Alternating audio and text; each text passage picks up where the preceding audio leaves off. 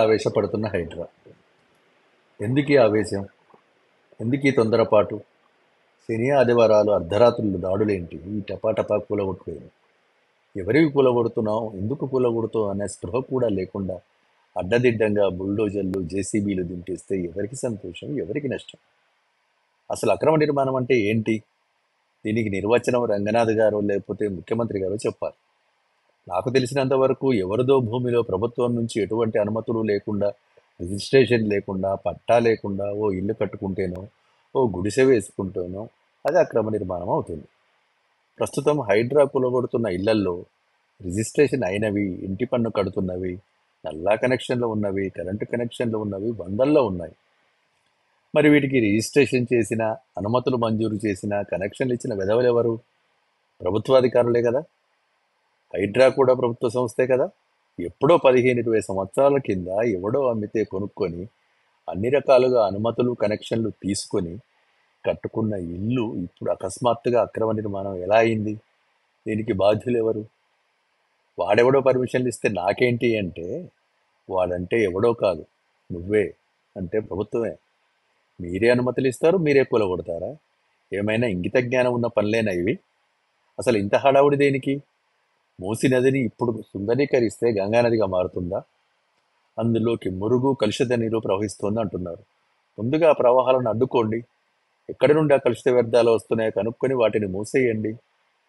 మూసీని స్వచ్ఛంగా మార్చడం అంటే అటు ఒడ్డుకు ఇటు ఒడ్డుకు పార్కులు కట్టడం కాదు, స్వచ్ఛమైన నీరు ప్రవహించేలా చేయడం. ముందు ఉన్న మూసీని ఉన్నట్లే పరిశుద్ధం చేయండి. మూసీలో కలిసే పెద్ద నాళాలు 54 ఉన్నాయి. ఇంకా చిన్న చిన్న వదిలేస్తేనే దాదాపు 94% మురుగు కలుషిత వ్యర్థాలు వీటి ద్వారానే మూసీలో కలుస్తున్నాయి. ముందుగా నాళాల్లో ఎక్కడైతే ఫ్యాక్టరీల కలుషిత జలాలు నాళాల్లోకి తద్వారా మూసీలోకి వస్తున్నాయో వాటిని ముందుగా ఆపాలి. మూసీ శుద్ధీకరణ చిన్న విషయం ఏమీ కాదు, చాలా పెద్ద వ్యవస్థ అవసరం. దాదాపు 10-12 సంవత్సరాల కాలం కూడా పడుతుంది. ఒక పద్ధతైన ప్రణాళిక అవసరం. చాలా దశలుంటాయి ఇందులో. తొందరపడాల్సిన అవసరం ఏమీ లేదు ప్రస్తుతానికి. హైదరాబాద్ జంట జలాశయాలు, ఉస్మాన్ సాగర్, హిమాయత్ సాగర్, ఎఫ్టీఎల్ బఫర్ జోన్లలో ఉన్న బడాబాబుల విల్లాలు, ఫామ్ హౌజులు ముందుగా కూల్చండి. అన్నట్టు నాగార్జున కన్వెన్షన్ను కూల్చి డబ్బులు ఇచ్చినట్లు కాకుండా నిజాయితీగా కూల్చండి. అవన్నీ పూర్తిగా క్లియర్ అయ్యాయి అనుకున్నాక మిగిలిన చెరువులపై దృష్టి పెట్టండి. ఎన్ని చెరువులు ఆక్రమణకు గురయ్యాయో రంగనాథ్ గారికి బాగా తెలుసు.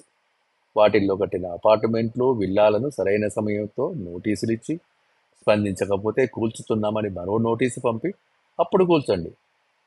ముందుగా మీ చిత్తశుద్ధి నిరూపించుకోవాలంటే పెద్దోళ్ళ అక్రమ నిర్మాణాలను పడగొట్టండి. పెద్దోళ్లను వదిలి పేదోళ్ళ కడుపు కొడితే మీకు ఏమొస్తుంది? ఆ ఉన్న ఒక్కగానొక్క ఇల్లు కట్టుకోవడానికి వారు పడ్డ కష్టం మీకు అర్థమవుతోందా? అంతా బాగానే ఉందనుకుని 2-3 అంతస్తులతో ఆ ఇల్లు కడితే ఇప్పుడు మీరెక్కడో ఊరవతల ఇచ్చే డబుల్ బెడ్రూమ్ ఫ్లాట్ దాంతో సమానం ఎలా అవుతుంది? అక్కడి నుండి వారు వ్యాపారం చేసుకునే చోటుకో, ఉద్యోగం చేసుకునే ప్రాంతానికో ఎలా, ఎప్పుడు చేరుకుంటారు? ఇంకా పిల్లల బడులెట్లా? మీకు కనీసం తెలియని విషయం ఏంటంటే ఇప్పుడు మూసీ నివాసితులు సరిగ్గా తిండి కూడా తినటం లేదు, సరిగ్గా నిద్రపోవడం లేదు. వృద్ధులు, మహిళలకు మానసిక ఆందోళనలు పెరిగిపోయాయి. ఇవి ఎటు దారి తీస్తాయో మీరు ఊహించని కూడా లేరు. ఇప్పటికిప్పుడు మీరు మూసీ నదిని 1,50,000 కోట్లతో అటుపక్క ఇటుపక్క సుందరీకరించి సినిమాలు, మాల్స్, పార్కులు కట్టి ఉద్ధరించవలసిన అవసరం ఏమీ లేదు. ఇవన్నీ మెల్లగా కూడా చేసుకోవచ్చు. ఇంతకంటే ముఖ్యమైన సమస్యలు రాష్ట్రంలో కోకొల్లలుగా ఉన్నాయి. చూస్తున్నాం కదా, తిరుమల లడ్డూలో కల్తీ జరిగిందని ఒక ఆరోపణ వస్తేనే భక్తులు తీవ్ర మనోవేదనకు గురయ్యాయి. మరి హైదరాబాద్ శివార్లలో జరుగుతున్న నూనె, నెయ్యి, పాలు, పిండి, పసికందుల పాల పొడి, పసుపు, కారంల కల్తీల గురించి చూస్తే వాంతులు చేసుకుని ఆసుపత్రి పాలవుతారు. దీన్ని పరిష్కరించండి. హైడ్రా కంటే శక్తివంతమైన సంస్థ నెలకొల్పి కల్తీ చేయాలంటే వెన్నుపూసలో వణుకు పుట్టేలా చేయండి. మాదక ద్రవ్యాలను సమూలంగా రూపుమాపండి. ఎక్కడ పడితే అక్కడ రోడ్లు బ్లాక్ చేసి పిఓపి గణేష విగ్రహాలను నెలకొల్పే సంప్రదాయాన్ని నిషేధించండి. డీజేలను రాష్ట్రంలో ఎక్కడా వినపడకుండా పగలగొట్టండి. ఇవన్నీ వదిలేసి ఆత్రం పేలుకోలు కూడా పేదల మీద వాడడం ఎందుకు? ముందుగా మూల సమస్యలను పరిష్కరించి ప్రజలను కన్విన్స్ చేసి ప్రభుత్వం తాలూకు అవినీతి హెడ్ క్వార్టర్స్ అయిన హెచ్ఎండిఏ, జిహెచ్ఎంసి, ముఖ్యంగా టౌన్ ప్లానింగ్ విభాగం అండోయ్, ఆయా నివాసితులకు క్షమాపణలు చెప్పి వారికి తగిన, వారు మెచ్చిన ప్రత్యామ్నాయం చూపించి అప్పుడు కదా ఇవన్నీ చేయాల్సింది. ఇదేం ఒకే ఒక్కటి సినిమా కాదు మిత్రమా, అలా అనుకోగానే ఇలా జరిగిపోవడానికి. నోటికి ఏదొస్తే అది మాట్లాడే, చేతికి ఏదొస్తే అది విసిరేసేది రేవంత్ రెడ్డికి హైడ్రా మీద అంత నిజాయితీ ఉంటే ముందు నిక్కచ్చిగా బడాబాబుల ఇల్లు, విల్లాలు, ఫామ్ హౌస్లు కూల్చండి. ఆ తర్వాత పేదల జోలికి రండి. ఓవైసీ ఆసుపత్రి కింద ఓ చెరువు ఉండేదని హైడ్రాకు తెలుసా?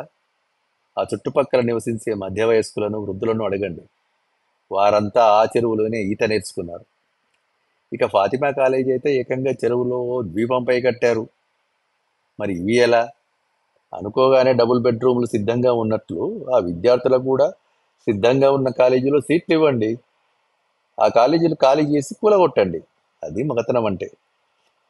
నిజమే, నాలాల అక్రమాలు తొలగించాలి, మూసీ ఆక్రమణలను తొలగించాలి, అన్ని చెరువుల్లో ఉన్న అక్రమ నిర్మాణాలన్నింటినీ తొలగించాలి. కానీ ఓ పద్ధతిగా, అందరూ మెచ్చుకునే విధంగా, నలుగురు 4 రోజులు చెప్పుకునే విధంగా. ఇప్పుడు ఒక ఫోటో చూద్దాం. ఇది కమ్యూనిస్టు దేశమైన చైనాలోని హెనాన్ ప్రావిన్స్లో నిర్మాణంలో ఉన్న హైవే. అడ్డుగా ఓ ఇల్లు వచ్చింది. ఆ ఇంటి యజమాని ఖాళీ చేయడానికి ఒప్పుకోలేదు. కారణం, ప్రభుత్వం ఇచ్చే నష్టపరిహారం నచ్చక. ఆ ఒక్క ఇల్లు తప్ప మిగతా రోడ్డు మొత్తం నిర్మాణం పూర్తయింది.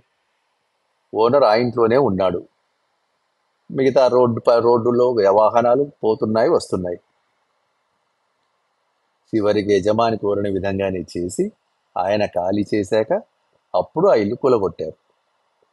ప్రజలు చెప్పినట్లు వినకపోతే తనకు నచ్చిన విధంగా చేసే చైనాలోనే ఈ పరిస్థితి ఉంటే, ప్రపంచంలోనే అతిపెద్ద ప్రజాస్వామ్య దేశంగా చెప్పుకుంటున్న భారత్లో ఇంకెలా ఉండాలి? ఆలోచించండి.